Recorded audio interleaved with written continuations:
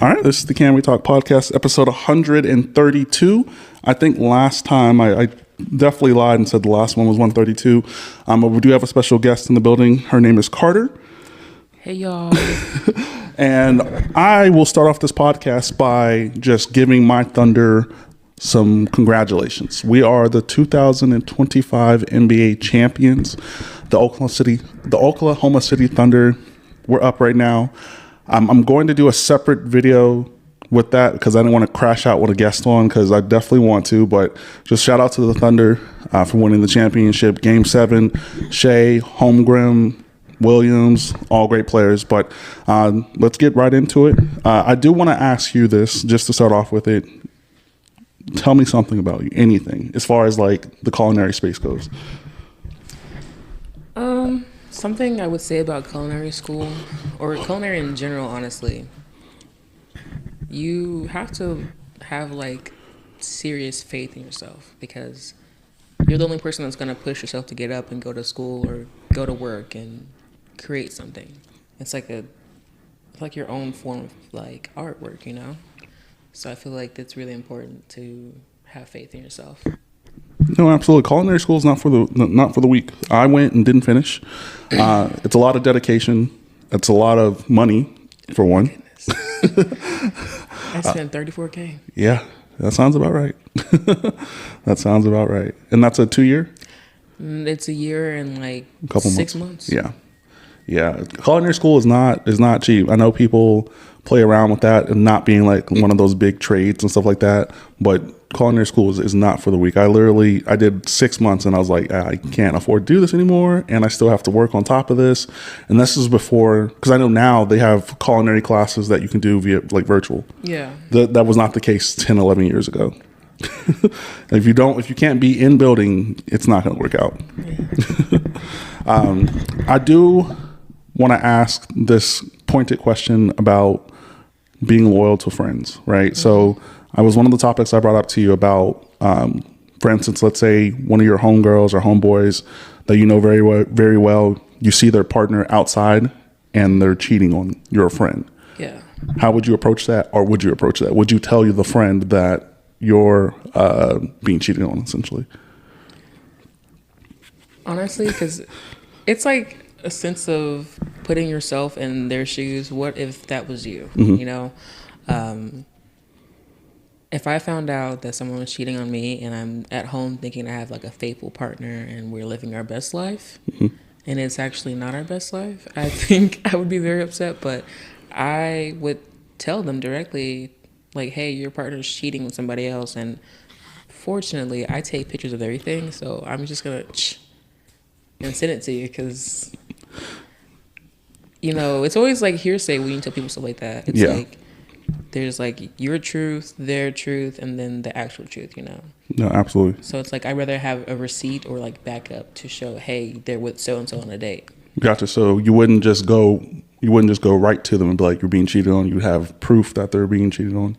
Yeah, because even when you tell people that they're being cheated on, some people are like, oh, it's okay, we're just going to talk about it and it's going to be fine. And then there's the others that are like, oh, he cheated on me. He go full Jasmine Sullivan on them. Like, so. Is that the bust your windows at the car? Yeah. Yeah. Also violence. Okay, gotcha. I don't know. I'm actually at the point where I don't know if I would tell him, because I've had a scenario where I clearly saw my homegirl's dude with another chick, for real. And I told her, not only did she not believe me, or maybe she did believe me, or maybe she knew, I don't know, but she stopped being friends with me.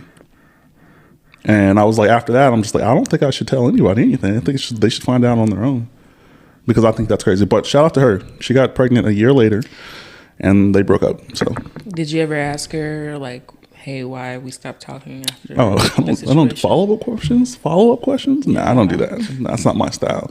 If you stop fucking with me, I'm done with you. Like, it's cool. And go find somebody else to be a friend. I've never been the type to be like, hey, let's have like a follow-up dinner or lunch. Like, no. Once it's over, it's over. Yeah. I don't know you. I've never met you in my life. Yeah. You gotta appreciate those moments, like the moments in the past. Yeah. Just keep them back there. Yeah, let's just keep it there. Yeah, we don't have to fix anything, because clearly you didn't want my help then. you know? You don't need it now. Absolutely. Oh, was that you or you?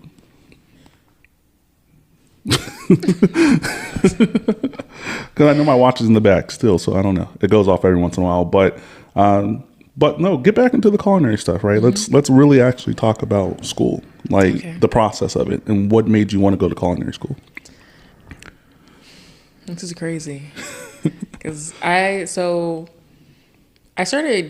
cooking at a really young age, and I feel like this is like a very like black thing to say, but a lot of black people, the men are always outside playing or throwing footballs, learning how to grill, or just swimming in the pools, and the women were in the kitchen mostly. So you had your great grandma, your great grandma's mother, your mom and your grandma in the kitchen, your aunts, all your cousins. Someone is doing something in the kitchen, whether you're washing dishes or prepping or stirring the pie every 5 seconds because they don't want the collard greens to burn. Like, there was just always that, and I think I enjoyed being in that environment and having that little knowledge, like, oh, we're about to cook. What are we about to get in here and cook? Because I know it's going to be good. And then slowly over time, like my parents, like my mom and my stepdad growing up, they were really into cooking. My mom went to Le Cordon Bleu for a while when we were down here the first time, and then we moved back home and came back here again. But when I was in middle school, my stepdad, he always made sure that I knew what the 5 mother sauces was. So he's like, I'm going to tell you what this is and what's in it. By Friday, you better remember what's in it and what it is. And I'm like, I have to do school and play a violin and learn that? I don't even want to cook. Like, why are you telling me this? And I was so like resistant at first. I was like, I don't want to do this. Like, this is not fun. I hate that you guys put me in the kitchen. I hate doing this. And then slowly over time, I was like, okay, I kind of like cooking. And it became like when I got into high school, I was hosting parties for myself with my friends, but they were like social gatherings because I never called them parties. And I was working, so whatever money I made, take my check, go to Sam's Club. That's where everything is at. Shout out to Sam's Club. Spend my check literally on buying food, snacks, additional games and stuff. Like I bought a game system just so people can play with whether while you're cooking. Yeah, so I was like cooking and catering in between then, and then moved out, got my apartment. And I was like, I don't like doing anything but cooking. So I would come home from working at HEB. Shout out to HEB. Yeah, shout out to them because they really put me on. And I would just go home and I'd go cook something. I'm like, you know what? This sounds promising. Let's get in the kitchen and make this, but let's do it my way.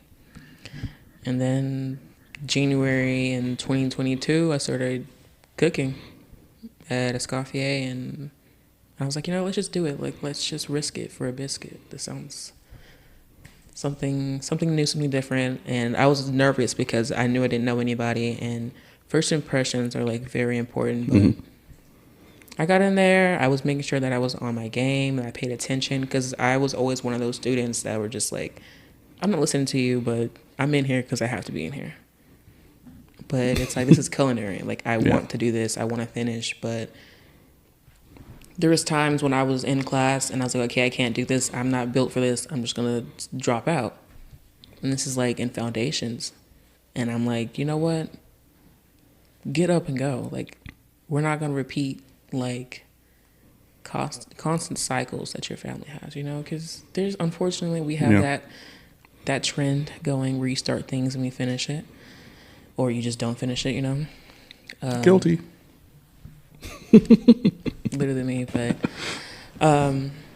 yeah, honestly, I did enjoy culinary school when I was like 19 in culinary school, like 19 turning 20. So I enjoyed every second of it until we got into the summer of 2022, and it was bread week, and the kitchen was hot, the AC was not working, so everything was overproofing, and the only thing that survived in the kitchen was the focaccia bread. And I told my chef, I went to him, I said, Chef Miguel, I'm telling you right now, this is my last day in class. And he was like, why? I said, because every time I come in here, this is day 2 of bread week. So I'm like, every time I come in this classroom, it's hot, my bread's overproofing, nothing's cooking right. and I'm just getting irritated. He's like, go outside. And he made me go outside for like 20 minutes. Then he came out there and gave me a pep talk. And he was like, you're probably one of my best students in here. He said, even though you do come in here a little giggly, and if you know, you know. Like, you come in here very giggly and you're just goofy, but you are one of my best students because you fight. It's like you have this hunger to want to do better and present something great to people. And I'm like, I do. He's like, get in there and go cook. And I was like, chef, I just told you I'm leaving. Like, what are you talking about right now? And he was like, I will see you tomorrow. And I didn't understand that, but that whole, like, because I had detention too Saturday. So I was in detention Saturday. And I was in there just chilling, and I was just thinking about what he said to me, and I was like, I've never had anybody in my life say something like that to me. Yeah. So it kind of hit home. I was like, I didn't have that father figure moment growing up. So it's like, he's like my school dad. So when I was at school, I'm like, Dad, and he was like, what do you want, Giggles? I'm like, okay. Like, I'll bring him the recipe and then break it down with him, and he's like, okay, then do it. And I'm like, no, like, just show me. And he's like, no, you can do it. Just follow the instructions. And I'm like, cool. But honestly, I feel like without him being by my side in culinary school, I would have just been like, yeah, like low-key AWOL and just left. Like me. Because we're gonna get into that. We're gonna get into that because I don't know. I know that my second kitchen, or my like lab/kitchen course, sent me, and I was like, this is it. I'm not doing this again. But I pushed through, and I think I dropped out 3 different times mentally. Physically, no. Mentally, yes. But when I got through it and I started meeting new people and just doing different things, I was like, yeah, this is great. But I do recommend doing like the food and wine festival stuff, because that's how you get like connections, and I didn't do that because I was working or in detention. So I recommend those options. I think for me, culinary school was like, it didn't work for my life at the time. Like, it just didn't work. Like, it legit did not work. Like, it was, I was working 2 jobs. I still work 2 jobs to this day, so I probably should have finished. But I was working 2 jobs. I ultimately decided to not finish, but that doesn't mean I stopped learning. So right after culinary school, I took what I knew and I started applying it, and I started catering out of my little tiny ass apartment.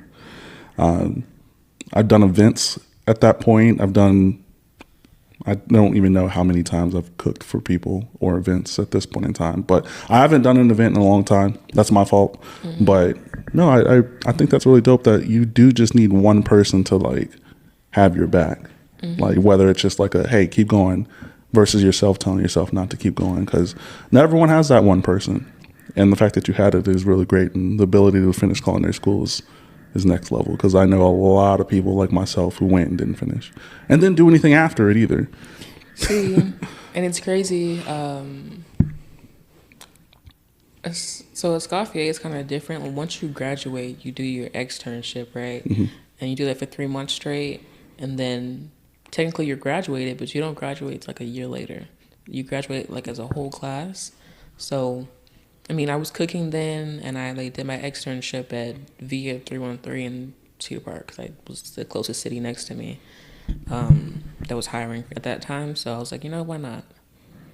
But I sat back because there's so many times I came home crying because I was upset because, I mean, granted, I would get like good grades in class, like good scores on my plates and dishes, but I'm my biggest critic. Mm-hmm.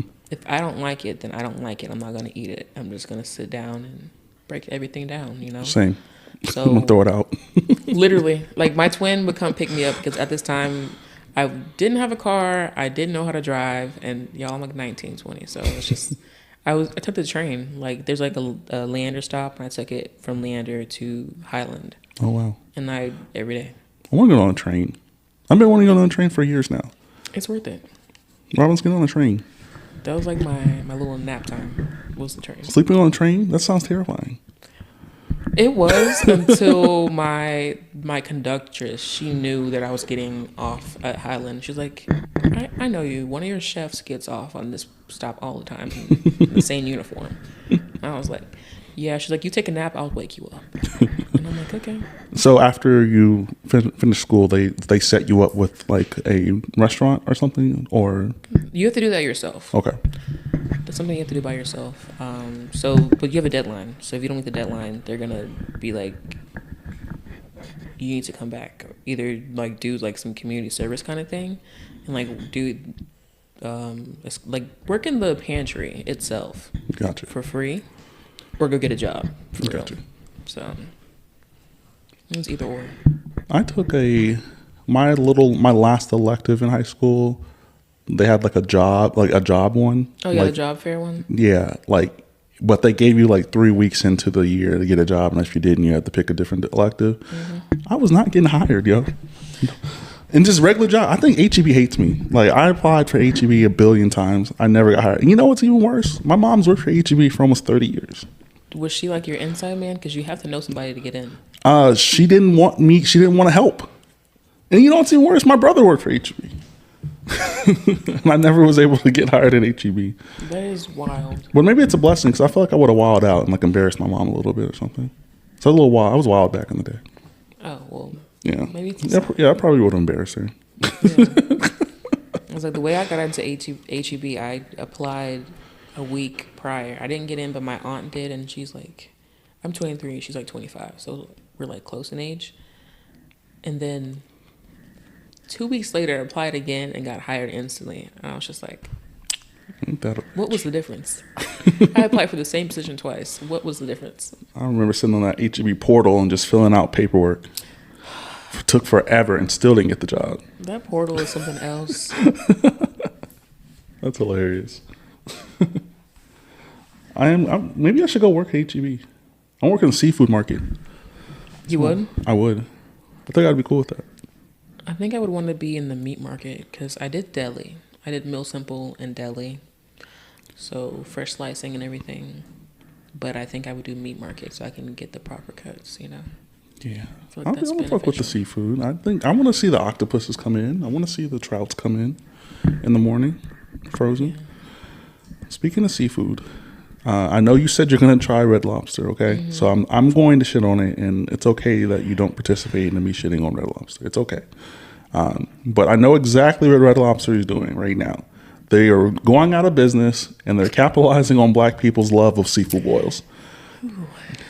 Okay. That's exactly what they're doing right now. And I understand. I get it. When you're desperate and you really, really need to get people in the door, use us, because that's what every other industry does. They use us. Seafood boils. I feel like it's because we all love a good deal. It's not a good deal. It's like $50. Well, 50 to 100. It's like you get a good deal, or like something that's really good and that's targeted or like catered towards us. Like, we love a good seafood boil. So I feel like that's the main reason why they're doing it. There's so much more races out there. Like, you don't have to just use us. Well, because that's what it is. That's like that, and that's like every industry in the universe. So I'm not just putting in like the restaurant space. Like, that's every industry for black people. Like, they try to get us in the door, because if they get us in the door, we're loyal as hell. Mm-hmm. Like the Democratic Party, they got us in the door, and we're loyal as hell for no reason. So, do you think whenever they come out with new recipes or new like food items, like for instance Red Lobster and their seafood boil, they're doing it based off like demographics? Yep. You know? Mm-hmm. Because like, who mostly comes in here? I think it's who has the most influence. Yeah. Which is usually black people across the board. Honestly, because are you on TikTok? Oh yeah, I'm a TikToker for real. Black Talk is taking over. What is that? So you're not on TikTok then? I'm a TikToker. I don't know if I'm on. I'm a TikToker. So if your For You page shows you black TikTok and it like. Oh, my For You page is like foxes, dog washing. So you like to wash dogs? I don't wash dogs. I watch the videos because they be kind of fire. When the dog, especially when the dog acts up and like the groomer has to like figure you it out. watch the groomers. Okay. Yeah, the groomer dog washers, and then Fox videos. I love Fox videos. Okay. I want a fox. Really? They're scary, low key to me. Oh, they're scary. Like I've seen one on TikTok that had rabies, and it looked like it was. Oh well, anything with rabies is scary. So it's not just the fox. Well, oh my goodness. Because listen, Swiper, that boy was crazy. Oh, He the was little door, scary. the door, the thief. He was a fox. Yeah. What else? Wasn't he a monkey? Yeah. Wait. Boots. That's the boot. What is that? Boots, the monkey. So there's a fox and a monkey. So Swiper, no Swipe. He's a fox. Why do I think he was like an aardvark? What's an aardvark? Isn't Arthur? Yeah, I think. Oh. Yeah. Oh, I don't know. Anyways, yeah. Foxes is fire. I want a pet fox for real. She won't let me get one. I mean, you can get one maybe like taxidermied and just put it. I want on a display. real one that screams and cries and plays with me. You train it like a dog. This would be my last time here. Did I get a fox? I had a bunny, and she was like wolf gray, but you have to hurry up and get their surgery, or they're just gonna. Oh, because they be fucking. No. Oh. They'll like their insides would kind of explode on them. They'll die. What about the wild bunnies? They don't get surgery. No, I don't know what it is about those ones, but I know the one that I had, she croaked because I didn't get her surgery, which I didn't know about. And I was like, why did she die? And they're like, oh, well, she's supposed to get surgery. And I'm like, Looks like the GMO rabbits, because I see rabbits all the time outside. In a certain amount of time. yeah, and mine was young. Mine was really young. And I didn't know that. And I was like, why didn't anybody tell me that? I just held a bunny for the first time, like a couple days ago. So You should go to Zookeepers in Austin. They have like little bunny like crate thingies and you can pick them up and hold them.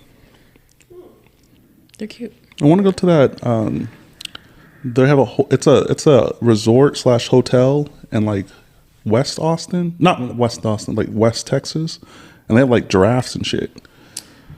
Like the rooms are like there's like a window, and then like inside the facing point of the window there's a bunch of giraffes, and then there's like a little hole you can feed giraffes. Put your hand out.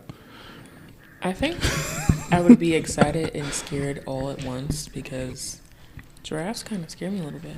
Just a little. Yeah, because why are you so tall? That's what the whites be saying to me. Never mind. That's a bad joke.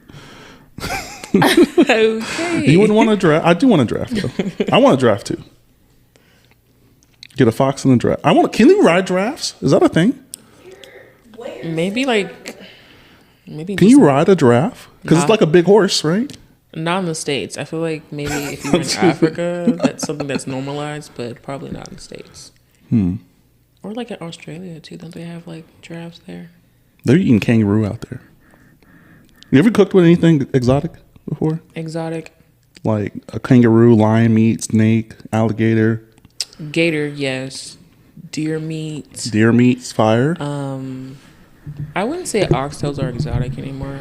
They're not. They're just overpriced these days. Unfortunately, you're paying for mostly bone and fat. So, and then snails. Snails. In culinary school, one of the dishes we had to do required snails, and I was like, I'm not touching that. But like my Live? team member- Live snails? yeah, we just kind of like just Sauteed. yeah, just a little. What's your favorite places to eat around here? Or around where you're at? I go closer into town to eat because I've lived over in that area for like maybe 10 years. So it's like I've seen everything. And What's I close don't to you, think so I you- wanna okay. do. But I've been to Plank Provisions in the Domain. That place was really good. Like a good seafood spot. I haven't tried too many places in the Domain. Like, I don't know what it is. I just don't. It's like it's too hectic in there a lot of times. Yeah. So I don't recall trying too many places there. I've eaten in there. We went to that new place, Haywire. Is it good? Because It was cool. I looked at their menu and I was like, this looks a little bit promising, but It was I'm cool. not sure. It was good. Yeah, I'd go again. Okay. And we went, but I don't know what it looks like and feels like when it's like super busy. We were probably like one of the last tables there when we went. So I don't know, but it was good. A really good spot that's actually like, I feel like you have to be in that area just to know about it. Like it's a hearsay spot. It's two of them, Donkey Mo's. We went to Donkey Mo's. Okay, you know, because no one knows what that is, and I'm like, they used to have it in the In like the Lakeline. Lakeline Mall. Yeah, that's the first time we went to it, and then I found out there was a brick and mortar off of Burnett or something like that. Yeah, it's off of Burnett. Yeah, we went like maybe a couple months ago. It is so good. Like it's really good. That's a really good spot. And then if you go to 99 Ranch Mart down in Austin by like Highland and that's Crestview. In that plaza with all the Asian restaurants we've eaten. There's a OK Dog in there. Yeah. The Korean corn dog spot and egg tart place. Yeah. Yeah. If you go into the 99 Ranch Mart, their little lunch buffet thingy is like low-key kind of good. Really? It's not like a buffet, but it's like a cafeteria line, and they have like dishes up there, and you can get like a 3 combo or 4 combo. We got to go for, in like, there.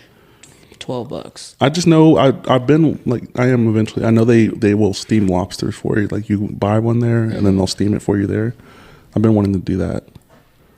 I know H Mart does that too, but they should be like super, super expensive. On the topic of seafood, have you ever tried the HEB seafood bowls? Yes. So scale of 1 to 10, like how are you feeling? I mean, if it's not like top tier seafood boil, but if you have the itch and you don't want to spend $40, it'll work for you, I think. Yeah, because it was like one of our go-tos. Like Yeah. my grandma loves crawfish, and I'm an avid crawfish hater.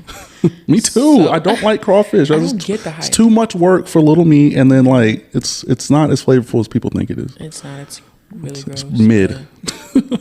but very mid. But there's seafood bowls, not the ones you get in the freezer section, but like if you go to seafood. So I'm talking about the one in the freezer aisle. I'm not talking about them like the actual ones. Oh no, they actually make them for you. No, Like, I know, yeah. but like when I got that seafood bowl, the frozen one, it wasn't in season. Like it wasn't that time Yeah. of the year. But I've actually never had like HEB seafood bowl, but I've had the bag. Tech issues every once in a while with the pod, as you guys know. If you guys have been listening for a while, we don't have much longer. I don't think this is going to be the longest episode in the world. I think we were talking about restaurants previously to the cutoff, but seafood boils. Yeah, that. But I did want to ask you this question, which is one of the ones I sent you in regards to if nobody saw, liked, or like even cared to look at your post, would you still post on the internet? Like 0 views, negative views. As somebody who used to post just for views, I'm like, that was like I would consider my insecure era, and I needed the views to validate my thoughts and what I think a lot. Right now, I don't care. I will post whatever. Like, I went live yesterday. I have a ball python at home, and we do her feedings, and she doesn't eat the dead one. She eats like the live little rats, and there's only one person in the live, and I didn't care. I was still on live, and I was like, I don't care who sees this or who does not see it. Like, it's not for you. It's for my benefit. It's something that I'm doing for myself. So Gotcha. And I came up with that because I actually saw someone that posted that exact question, and I was like, for me, it's an absolute, yeah, I would still post, because I remember when I started the podcast, it was getting like 4 views, like across the whole thing. So streaming, YouTube Shorts, TikTok, like everything was like 4 views, and I was still posting consistently. Like it didn't matter to me, and to like it was a sense of like wanting to better my craft and keep doing it. So even with now, like each episode doing thousands of views across different socials and streaming and things like that, like I haven't changed anything. Like I haven't made any adjustments. I've been doing exactly what I've been doing, and especially like when I was getting those 4 or 5 views. I think someone made fun of me for having 4 views or something like that. that's wild. But no, I would post. I post for my amusement. I post for my vanity as far as like what I want to look at. Like I post for memories. I post for me 100%. I could care less what people have to say about me or what I do or what I have to say. I think I started that journey for myself once I started my locks, because we all know the starter locks is the hardest part. Because you have like the option to do like 2 strands or coils. I chose coils. And I was just like, it was like a moment where I had to just take a moment and be like, hey, if you don't like this version of yourself, then no one else is going to. Facts. So I would post every day knowing that I didn't like the way my coils looked and how small they were, because that shrinkage went. It went from being like this to this. And it's like I had like little rice noodles in my head. And I was like, okay, cool. But it's like I started embracing like the little moments where I was like, okay, I kind of like this outfit with this hairstyle I have. And then I have an undercut too. So it was like just a dome of rice noodles going on. And after that, I slowly but surely watched the growth of my locks. And then I was like, you know what? I'm loving each stage of this. And then it's gotten to dyeing my hair. So I did a couple times. And I was like, I like each version of myself that I'm becoming as I'm doing this little journey, because it's actually a journey. So yeah. ever since then, I've been like, I don't care what no one thinks about me. I'm posting for myself, and if you don't like it, you can go send it to your friends and like, oh my God, look how short her hair is, because there's always going to be that one person. Baby, it's not for you. Yeah. I think everyone gets, well, I won't say everyone. I think a lot of people get to a certain point where that's prevalent. Like, you do not care about people's opinions. Yeah. And there's people out there who unfortunately will always care about people's opinions, and it's not good for you. It's not good to just think people are watching you, even if they are, right? Because even people who watch this podcast from day one, like, they'll DM me, they'll message me, like, if there's a certain topic we talked about and that resonates with them, they'll hit me up and be like, hey, you guys talked about this in episode whatever, and you talked about it again, but this time around you talked about it more like deeper. Like, I always tell people, like, the podcast is dope because you can go back in time and hear what your thoughts were on certain things. Yeah. Like, I can go back to episode 67, 70 episodes ago and disagree with myself 100%. Because I have new knowledge. I know more than I did then. We've been doing this for like 4.5 years at this point. Yeah. If not longer. I feel like that right there is like so beneficial, because I don't think not one person will be the same person or just, you know, have that same mindset as like they did a couple years ago. Like, one of my favorite songs and the outro, what is it called? It's a song by The Internet, and it's called Better With Time. And the outro, the guy talks about this moment isn't the same as it was a moment ago. And I think about that a lot, because that's how life is. Like, I will look back on videos and pictures of things that I used to talk about, listen to, or just think about or post. And it's like, I'm not that same person. But I remember you, but I'm not the same person. I wish you could tell that to people who go to Cajun Eats, because they do not change. They just go from venue to venue to venue and fight and fight and fight. Like, it's yeah. Okay, because Cajun Eats at the 512 and Bella Noche's, I feel like that whole environment was very much worth it. But the new spot, it's cute. It's very. I haven't been. I've only gone to the little strip that they had. Yeah. I haven't been to the actual location. That location used to be a Chinese restaurant. The new one? Yeah. Oh my goodness. It used to be a Chinese buffet. I actually would rather that be there than Cajun Eats, to be honest. It's good. I would just say if you are on a time crunch, don't go there, because it takes a while to get there. And it don't look like it should take long. Not saying the food's bad. It's just not good. Like, the food's good. It's like, I don't like the food. I don't not like the food. It's not as good as the prices, I should say. Well, the pricing, and then, oh my goodness, pricing is just crazy. But the food's good. The hookahs are good. It's just who's in the kitchen. It looks like a bunch of like high schoolers are in the kitchen cooking. Like, you just it tastes like it, huh? Well, I'm just playing. I'm that guy. Like, anytime I get the opportunity to share on them, I'm him. Listen, I'm not disagreeing with you. I promise you, I'm not. it's just like I was sitting there with my mom and You took your mom on Cajun Eats? She took me.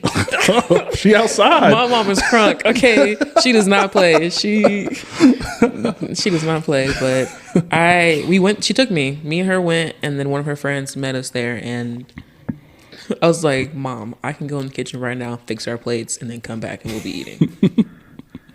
And she was like, "Just go ask them if they're hiring." I said, "No, I'm not gonna work here because I'm gonna get pissed off because the food's taking too long, and I'm knowing there's like 15 minutes on some fried shrimp bites."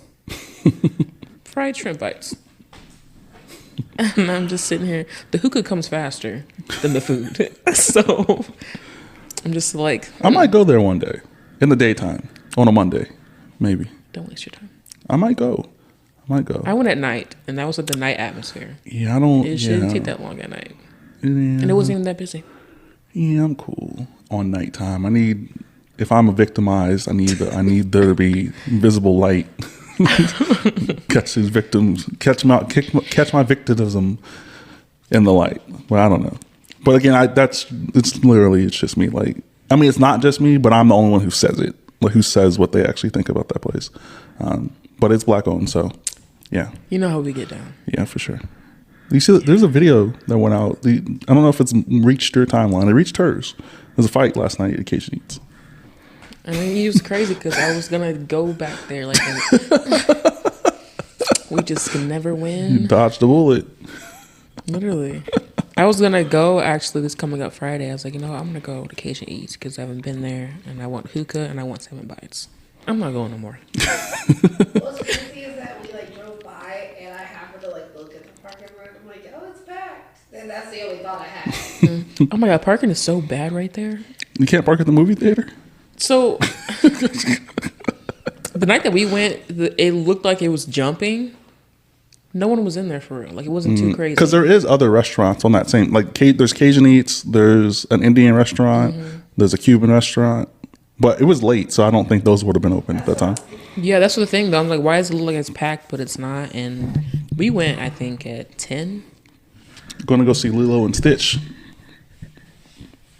That's why it'd be packed. I don't know. No, this was like a couple years ago, like a year ago.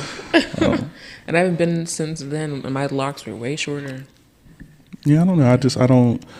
Again, this is an Cajun Eats segment. We've done like tons of those over the years, but I don't know. I don't like the ratchet shit. Like, what's the point? Like, what the fighting? Like, what's the point? What are you gonna get out of that? I always say, like, I'm like, this is what they think. You're just feeding into their ideas of what they think we are. Mm-hmm. Don't do that. That's what she said. She was like, that's why we always go viral. It's because of fighting. We're always somewhere fighting, or someone is cussing somebody out. Somebody's shooting out something. That's why you can't worry about what you post, because if it's positive, it's not going to get views anyway. It's only the negative shit that be getting the views. Unless there's like a wild comment in your if I clip this up and make this the clip, it's gonna get views. But I'm not gonna do that. You could. Don't tempt me. Who's gonna stop you? Nah, because I want people to watch the whole episode to learn that I talk shit about someone versus the clip, and then the clip goes around. So I can actually figure out if you really listen to the episode versus if you just watch clips. Because I know people who just watch clips. I know what their opinions are about me versus actually listening to the whole episode. Mm-hmm. Yeah, because I promise everybody there is going to be a short for the Thunder winning. I just did not want to crash out with a guest on, because I'm going to crash out. I have a lot of shit to take. Talk. Oh, can't even get it out. That's why I need to do this solo. Air hugs. What's your least favorite place to eat? To be? Eat. Oh, to eat.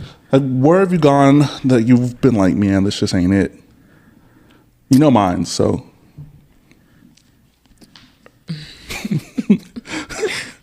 Not today. I wouldn't say least favorite, maybe most disappointing. Like, you thought it was going to be fire, and it didn't turn out to be as fire. I mean, my answer to that question is the same as the other one, but. I honestly, 2 things. I don't like going to places the first time and then bringing other people to places that I think it's really good, and then it's 0 out of 10. Gotcha. Like, I wasted money. Like you went before and you bring somebody and then it's not as fire as it was the first time. Yeah, because it's like I just talked king shit about how good your food is, and I get here and you're embarrassing me in front of my people. They're not gonna trust me ever again. So honestly, I think my food option that I probably wouldn't go back to is North Italia. And that sounds bad, but In the Domain. I would. Didn't I just say we should go there like the other day? I think so. That's funny. I was in charge of my mom's birthday dinner last year because it was just a whole situation. But I planned her dinner, bought her a new outfit, shoes, and she was looking like the baddest of the night. So I decided let's go to North because she's never been there, but she loves pasta and she can eat salmon too. And I think she was fasting at this time, and she was like only eating like seafood and like vegetables and fruits. So it was like, okay, you can still do this, and it's like you're fine. But like I mentioned previously, my parents, this is my stepmom. So my real mom and my stepdad, they used to work there, and we used to eat there all the time, and I loved the North. Me and them, best friends, locked in. But we went there, and I told her, I was like, yeah, this is a really good spot. I've been here several times because I used to live there. Not for real, but... And it was bad. Was it a big group of people? It was a 10 top. And I reserved a whole table for us. So it really it made it... Any visuals with the remaining of the podcast, you'll see it for the first 40. But we were talking about the restaurant, the Domain, called North, and how your family went there 10 deep. And it was it the service or was it the food? The service was amazing. First of all, we were on CP time. So you're late past the reservation. Reservations 7:45. We got there at 8:20. Sounds like me. I hate being on time. I was stressing because I bought my mom this cake, right? Heart-shaped cake, butterflies. I'll send you the pictures so you can see it. $95 for that cake. We left the cake at home. We live in Liberty Hill. We drove back to get the cake, just to get the cake. Like y'all were already there? We were down by Cypress Creek, and I turned around and go get the cake. And I was already mad because we were already running late, and she wasn't dressed at 7:40. And I'm like, she's like, come do my lashes. And I'm like, okay. And I'm like, why aren't you dressed? Girl, it's my birthday. I can be late. I'm the birthday girl. And I was like, that's funny. Okay. But because honestly, it was my fault that she was kind of late because I just kept coming to her and being like, girl, shot o'clock. And give her like a little pink Whitney shooter. Because you can buy them in 10 packs now. So it's worth it. But no, she got this beautiful little dish with some broccolini. Love broccolini. It's like a salmon dish with broccolini, and I think it was served on top of rice or either potatoes. Not sure, but she got it and she said, ooh, this looks good. And I was like, yeah, this looks amazing. Emphasis on looks. Amazing. It didn't taste well? It was like they just put it on there, steamed it, cooked it, and then served it on the plate. No garlic butter? Nothing. It looked so fancy and beautiful, like it looked like it was going to be great. And it had potential, but it did not. She had that. My sister had this squid. It was like a squid ink pasta. It's overrated. And that was gross. I was like, what the heck? What is this? What's going on? It's just too much at once, I had a rigatoni, like vodka pasta. I enjoyed that. I said I'll try them out. I think I'll try them out one day. It just doesn't have to be soon because there's so much better pasta places everywhere else. Literally. And it's like half the table was just like, oh, this is gross. And I was like, okay, at this point, that's a stretch. I don't if I recommend something to someone, I don't really care what their perception of it is. Like I don't care because like a lot of people who ask me about where to go don't go anywhere. So if I tell them somewhere and they're used to eating chicken tenders and nuggets, you're probably not going to like it. Or it just could be bad food. Either or. Yeah. I'm going to chop it up to you eat chicken nuggets and soda all day. And honestly, it's people like that kind of piss me off. Because don't ask me where should you go to eat. Because I'm going to give you something that's like worth your money. Mm-hmm.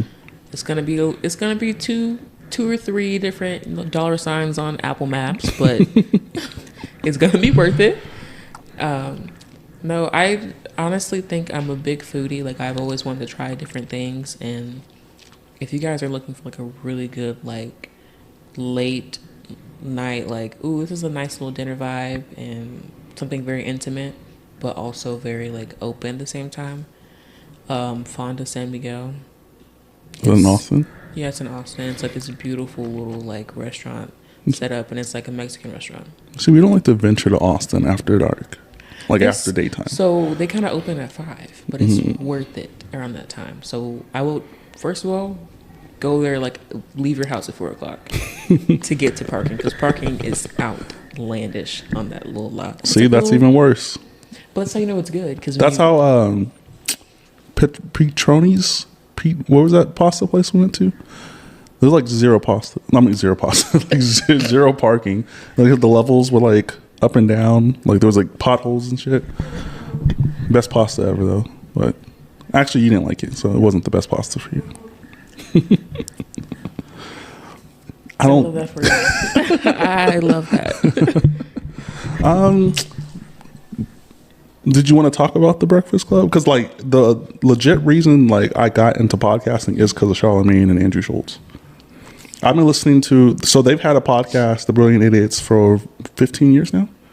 That's when I started listening to the pod, and then I started listening to the Breakfast Club. I didn't know about that podcast. I didn't know they had that. Yeah, they have a podcast. They're one of the original OG podcasters. Like, I knew they were, but I just thought it was just the Breakfast Club was their gig, their thing. No, Charlamagne has his own. Yeah, Charlamagne, Andrew Schultz, the comedian, have a podcast that's been going for 15 years. Mm-hmm. Andrew Schultz has his own podcast called Flagrant 2. And then, of course, they do the Breakfast Club, which is considered a podcast now, but it wasn't back then. Yeah, I always thought it was a podcast because of the way they were set up, and it's a bunch of mics, headsets. It's radio. That's how all radio looks, but yeah. It's also radio, too. So oh. I figured that. Honestly, I don't have any too much like viewpoints on them. It's just like I remember growing up watching them all the time because my grandma was either had Wendy Williams rolling, The Breakfast Club, The View, or the soap operas. Charlamagne's off of the Windy Tree. Yeah. Yeah. The Breakfast Club is a very, like, watching them early, like, they're important. Like, that made me want to start podcasting. Like, when I started 5 years ago at this point, it was definitely them. Shout out to Schultz. Shout out to Charlamagne. I'm sorry there were so many, like, it's literally, again, people, I say this all the time, like, if there's any issues, it's always my phone. People do not believe me that the phone is the only camera I use. They don't believe me because of my shorts and how I cut things and how it looks and stuff like that. They don't believe it. I believe that. Like, I watched your shorts and I watched a couple of the podcast episodes, and I was like, this is like crazy amazing. Yeah. But I get it because I had this little venture off, like little thing I used to do in high school, and I would set up photo shoots at school, and I would do it off my 7 Plus. And people used to love that stuff, and I'm like, I love it too, but it's like, yeah, like, do you have a camera? I'm like, no, just my iPhone. They're like, well, you're not a photographer. Maybe I know, I'm 16. I know I'm not a photographer. And this is not and the phone I use isn't even like a new phone. Like, I've been using it for like 3 years now. Yeah. Well, I needed another one clearly, but again, that's why there's not any video right now. But it's only like 5 minutes of non-video. Y'all will be all right. There's plenty of other videos out there y'all can go watch. But I definitely appreciate you coming on.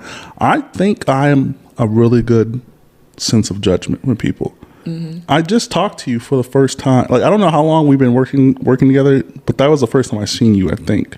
No, that's not the first time. You called me somebody else's name. I called you McNeil.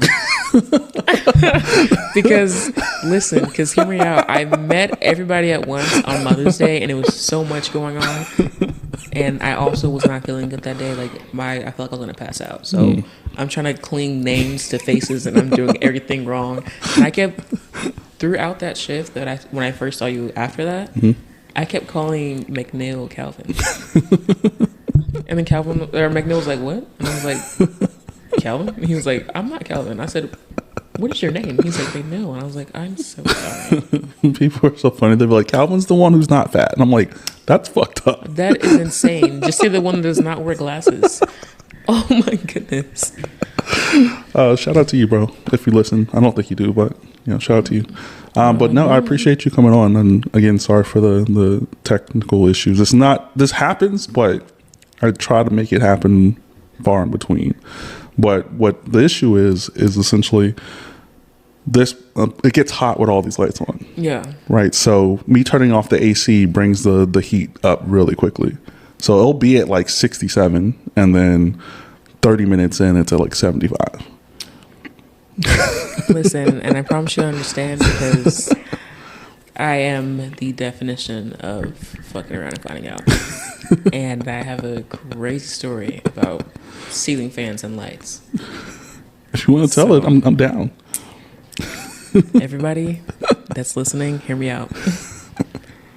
I always was a kid that wanted to make sure that I can say I did this, but I tried it. I experimented on certain things. So I always made sure that I can just knock it off my list. Like, oh, I did this. Okay. If I like it, I like it. If I don't, I don't.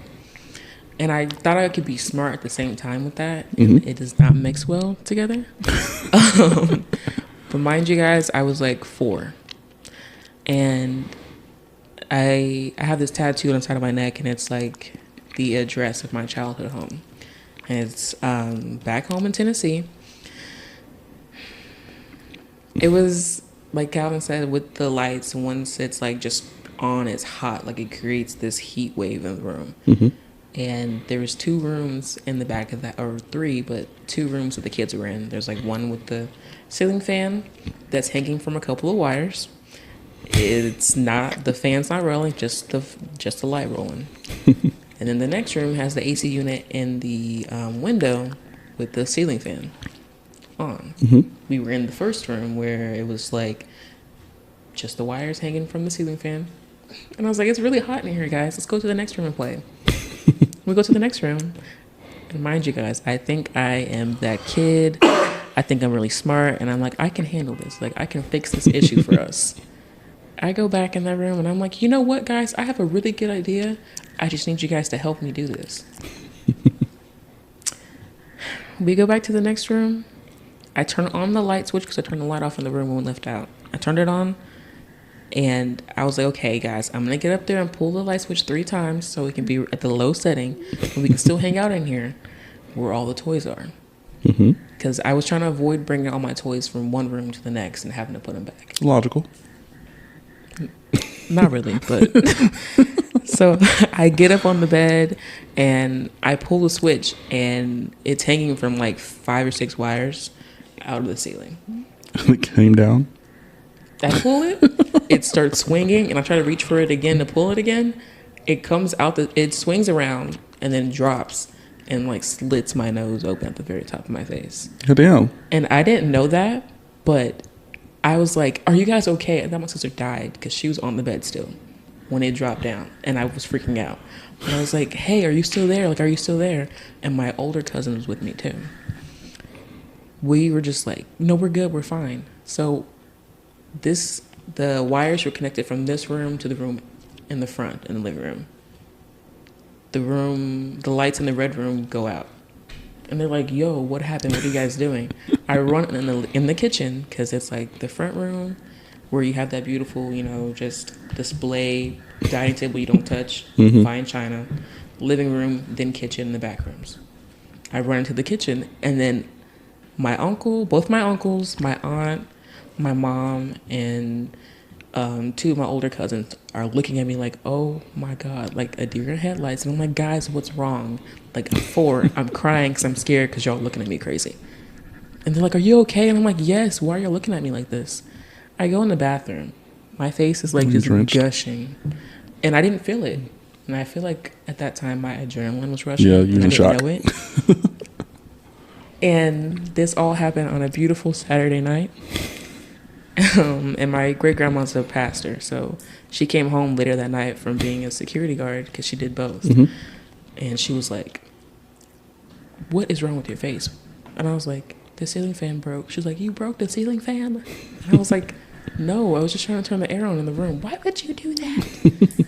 So she's like, you're still going to church tomorrow. Wake up the next morning. It's like kind of like, my face is like cut open, so it's like sitting up on my face a little bit, and it's like scabbed. But she takes the scab off, puts on the little A&D ointment stuff, and then puts this big Band-Aid over my nose. And I look crazy, and I'm at church, and then everyone's looking at me like, what's wrong with that kid? And we're doing a group prayer in the front. Everyone's like, are you okay? And I'm like, I don't know how to tell y'all without telling y'all. I fucked around and I found out at a very young age. So I promise you, I understand how hot it gets. Definitely gets hot in here. This was 132, right? Yeah, 132. Again, thank you for coming on. I don't have anything else. Do you have anything else? Honestly, no. No? Actually, no. I do have a question for you. Yeah. Because you spoke about this earlier, how you started culinary school, but then you didn't finish. Mm-hmm. What motivated you to want to go to culinary school? For me, so I didn't know how to cook for shit. Like, I didn't know how to, and I thought going to culinary school was going to be the best avenue. Like, when I first moved out, I was 18. Mm-hmm. Never cooked anything in my life. Mm-hmm. I was eating, like, my fridge was frozen chicken nuggets, Tostitos. What brand nuggets, though? I don't fucking know. Tyson? I don't know. Whatever was the cheapest. But my refrigerator was full of frozen food. That's all I was eating. So I'd never cooked anything in my life. And then I legit just wanted to go to learn. Like, I didn't know, because YouTube wasn't the shit back then. Like, you wouldn't be, TikTok, like, you didn't know, you couldn't just go to a fucking app and try to figure it out. Like, cookbooks were still kind of a thing then. It's the good days. Yeah, good old days. Now everybody can cook, allegedly. We're just gonna leave that there. Allegedly. Allegedly. But yeah, it was just simply me just trying to learn how to fucking cook, and I thought that was the best avenue. But I ended up falling in love with cooking. So at the end of the day, it's still first love outside of the podcast. Yeah. You cater now too, right? Yeah. Well, I haven't done any events, and at least I haven't done any cooking for an individuals. I'd say for like 2 years at this point. What's stopping you? Time. I think time, really. Like, I work every day. Mm-hmm. So I work 1 to 10 Monday through Friday, and then I work mornings at Olive Garden on Saturdays and Sundays normally. But I'm injured right now, so that's why I didn't work the last 2 days. Oh, my head's hurt. But again, I don't have anything else. We just got a couple pictures to take, and then I know this was supposed to be a lot quicker. The fact that it's 8:30 is nuts. But you guys enjoy the rest of your night, and thank you guys for listening. Goodbye, guys.